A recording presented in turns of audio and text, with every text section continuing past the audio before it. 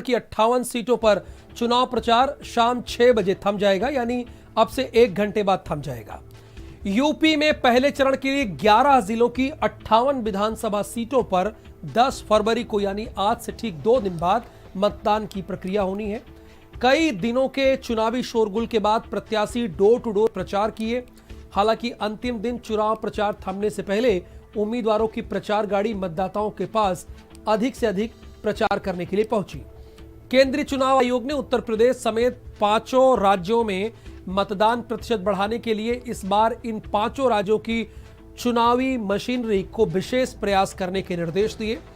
पहले चरण के 11 जिलों में शामली, मुजफ्फरनगर, बागपत, मेरठ, गाजियाबाद, हापुड़, गौतम बुद्ध नगर, बुलंदशहर, अलीगढ़, मथुरा और आगरा में वोटिंग होगी।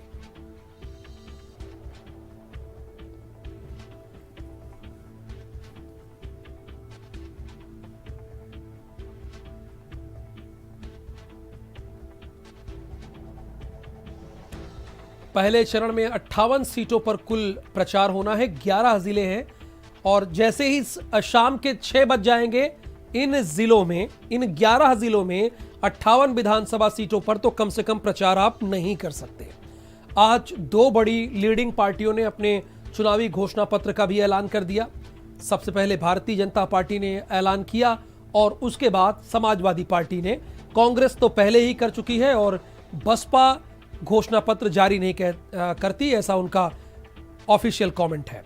बहरहाल 10 तारीख को 11 जिलों में 58 विधानसभा सीटों पर वोटिंग की प्रक्रिया शुरू हो जाएगी। आज से प्रचार बंद हो जाएगा, कल एक दिन का गैप होगा और फिर 10 तारीख को चुनाव होगा यानी मतदान होगा।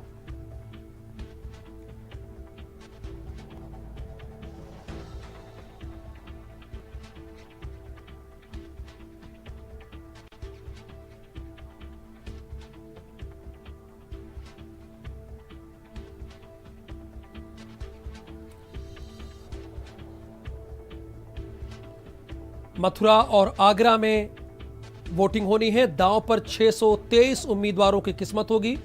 श्रीकांत शर्मा जो कि 2017 में उन प्रत्याशियों में शामिल थे, उन 5 प्रत्याशियों में जो 1 लाख के ऊपर मार्जिन से चुनाव जीते थे। इसमें केवल 5 ही प्रत्याशी थे 403 में से।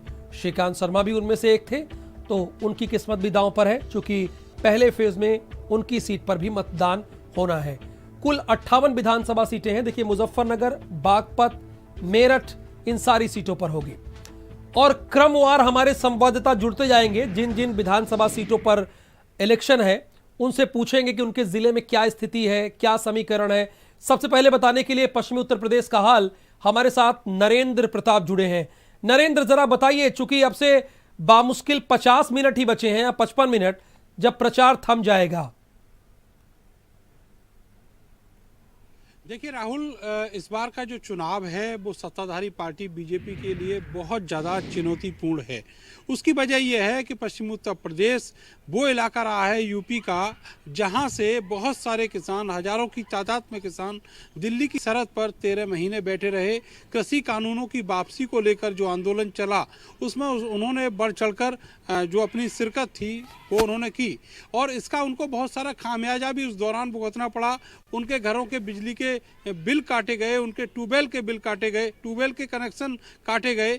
इसके अलावा और बहुत सारी तरीकों से उनके ऊपर जो मुकदमे वगैरह हैं वो भी लगाए गए। उनको हर तरीके से कोशिश की गई कि रोका जाए आंदोलन में शामिल होने के लिए। उसका जो प्रभाव है कृषि कानून वापस होने के बावजूद भी पश्चिमी उत्तर प्रदेश में दिखाई देता है। दूसरा, अब की बार समीकरण पूरी तरीके से बदला हुआ है।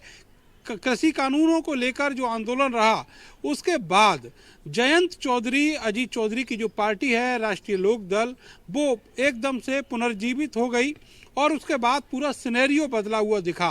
जो जाट कम्युनिटी है वो लगातार इस पूरे आंदोलन में अपने कमेरी बिरादरियों के साथ उतरी हुई थी और उसने अपना दमखम भी दिखाया और यही वजह थी केंद्र सरकार ने जो कृषि कानून थे वो वापस लिए।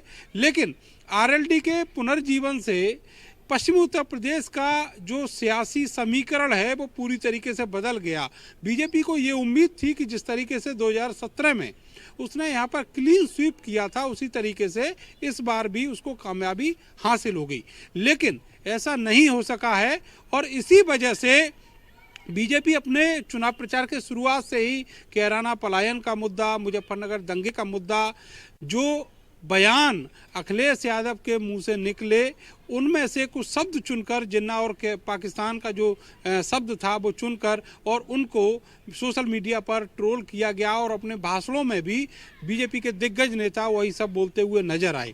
बीजेपी ने बहुत सारे काम किए हैं पश्चिमी उत्तर प्रदेश और पूरे यूपी में, इस तरह के दावे उनकी तरफ से किए गए, खास तौर से कानून व्यवस्था को लेकर बहुत सारी बातें कही गई और जो ठोको नीति है उत्तर प्रदेश सरकार की उसके बारे में भी बातें कही गई। ये भी कहा गया कि जो महिलाओं की सुरक्षा है वो उन्होंने सुनिश्चित की है, इसके अलावा शिक्षा, रोजगार, इन सब चीज़ों को उन्होंने मुहैया कराया है। लेकिन विपक्ष लगातार ये कहता रहा, जो विरोधी पार्टियां हैं वो उनके दावों को नकारती रही तथ्य के साथ।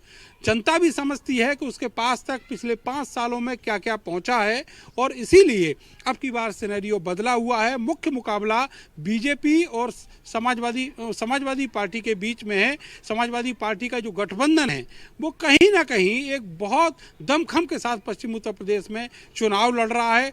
अब चुनाव प्रचार बंद होने के कगार पर है और 10 फरवरी को वोट डाले जाएंगे। उसके बाद यहाँ की जो 58 सीटें हैं वहाँ के जितने भी प्रत्याशी हैं सबकी किस्मत ईवीएम में बंद हो जाएगी। नतीजा आएगा 10 मार्च को। देखते हैं वो नतीजा क्या होता है। राहुल, बिल्कुल इंतज़ार तो हम सभी को है, आपको भी है और मुझे भी उसका इंतज़ार है, लेकिन उसके पहले की भी प्रक्रिया होती है नरेंद्र। लेकिन वहाँ पर कांग्रेस भी तो काफ़ी मेहनत कर रही है और बसपा ने तो बहुत सोच समझ के कैंडिडेट उतारे हैं इन सभी इलाकों में। बिल्कुल आपने सही कहा कि कांग्रेस पार्टी ने अपना जो वजूद है वो बनाने की फिर से कोशिश की है। जो कांग्रेस पार्टी हाशिए पर पड़ी हुई थी उसने अपने बूते इस पश्चिम उत्तर प्रदेश और पूरे यूपी में प्रत्याशी उतारे हैं और चुनाव भी लड़ रही है। प्रियंका गांधी एक बड़ा चेहरा कांग्रेस पार्टी की ओर बनकर सामने आई हैं। उन्होंने पिछले दिनों कुछ कार्यकर्ताओं के सम्मेलन भी किए जिसमें उन्होंने ये कोशिश की कि चुनाव से पहले जितनी जल्दी हो सके जो जमीनी संगठन है वो खड़ा किया जाए, लेकिन ऐसा हो नहीं पाया।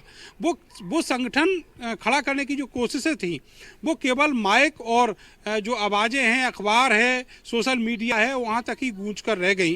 वो जमीन पर नहीं उतर अनुपम के पास जाना है नरेंद्र, पार्टी का संगठन इतनी जल्दी। अब मुझे अनुपम के पास जाना है। आपने ये बताया कि सबसे बड़ा जो मुद्दा रहा है वो किसानों का जो आंदोलन रहा है वो अभी तक उनके जहन में है।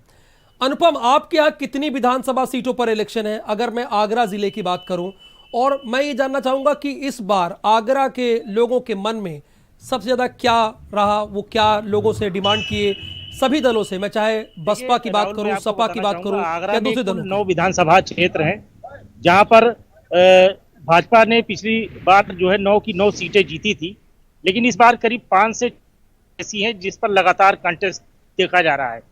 समाजवादी पार्टी और बहुजन समाज पार्टी इस पूरे इलाके में पूरा जोर लगा रही है। अगर वोटों की बात करें तो सबसे ज्यादा जो वोटर है भारतीय जनता पार्टी को जो चुनौती है वो बहुजन समाज पार्टी से मिल रही है, क्योंकि उनकी संख्या यहाँ पर वोटों में काफी आगे है और यही वजह है कि हर सीट पर बहुजन समाज पार्टी किसी न किसी रूप में भारतीय जनता पार्टी के सामने है। जी राहुल, बिल्कुल, यानी यहाँ भी मुकाबला बेहद दिलचस्प है और हमारे साथ दानिश भी जुड़ गए हैं, नरेंद्र भी हमारे साथ जुड़े हैं। नरेंद्र ने ये बताया, अनुपम मेरा आप ही सवाल है कि पश्चिमी उत्तर प्रदेश में खासकर उनके इलाकों में अभी भी किसान आंदोलन को लोग भूले नहीं हैं। वैसे आपके यहाँ, आपके जिले में, आगरा में एक मुद्दा जिसका हर दल ने सामना किया हो? देखिए, आगरा की जो सबसे बड़ी मांग है वो हाई कोर्ट की मांग रही है और खासतौर से जो यमुना पे बैराज बनाया जाना ये बड़ा मुद्दा रहा है। इसके अलावा इस चुनाव में एक मुद्दा बाघ को जिला बनाया जाना भी रहा है, जिसको लेकर के जनता में आक्रोश रहा है। विकास कार्यों को लेकर के जनता बेहद नाराज है, क्योंकि पिछले 5 सालों में जिस तरह से डबल इंजन की सरकार रही, आगरा को जो उम्मीद थी वो उम्मीद के मुताबिक काम नहीं हुए हैं। इस बात को लेकर जनता में नाराजगी है। जी अच्छा, आपकी जो 9 विधानसभा सीटों का आप जिक्र कर रहे थे, इसमें दिलचस्प लड़ाई किन किन दलों के बीच में है, उनके बीच क्या मुद्दे रहे, जनता को क्या मुद्दे पसंद आए, ये जरा बताइए आप। देखिए, तमाम सीटों पर कई ऐसे नेता हैं जो दल छोड़ करके दूसरे दल में शामिल हुए और उनको टिकट मिले हैं। एक तो इस बात को लेकर नाराजगी है कि दल बदलू नेता जो जनता के बीच में आए हैं, कभी इस दल से कभी उस दल से जनता के बीच में जाते हैं, तो जनता उनकी इंटीग्रिटी पर सवाल उठा रही है। साथ ही जहां तक मुद्दों की बात है तो क्षेत्रीय मुद्दे हैं।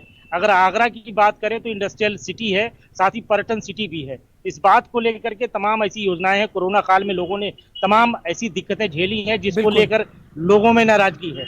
लेकिन जो सबसे बड़ी चीज है वो ये है कि आगरा में जो कृषि का क्षेत्र है, किसानों की अगर बात करें तो आलू का बड़ा क्षेत्र है, आलू उत्पादन मैं का, आपके पास और आलू आऊंगा। प्रोसेस। बिल्कुल, दानिश भी हमारे साथ हैं। दानिश, आप अपने अपने जिले का हाल बताइए। प्रॉब्लम जिस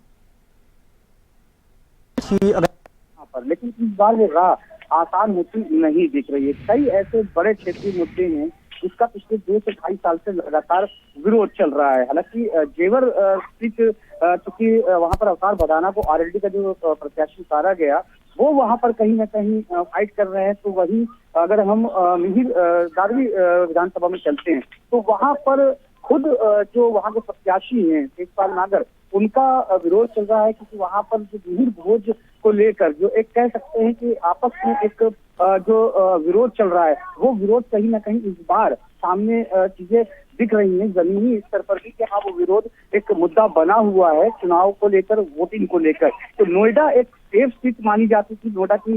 कहा जाता था कि नोएडा में किसी को भी अगर बीजेपी से खड़ा कर दिया जाए तो वो जो है आसानी से जीत सकते हैं। इसका उदाहरण 2014 में देखने को मिला था, जब बिमला बासम, जिनको शहर के अंदर कोई भी ऐसा नहीं जानता था, वो एक कॉमन चेहरा नहीं थी, उसके बावजूद भी जब उपचुनाव होते हैं तो वो जीत के सामने आती है। लेकिन इस बार जो मुकाबला है वो वाकई दिलचस्प है, क्योंकि 2017 यानी लड़ाई बेहद नोएडा के दिलचस्प है, ऐसा हमारे संवाददाता बता रहे हैं। बहुत शुक्रिया आप तीनों का इस पूरी जानकारी के लिए। उत्तर प्रदेश विधानसभा चुनाव के लिए भारतीय जनता पार्टी ने आज अपना मैनिफेस्टो जारी कर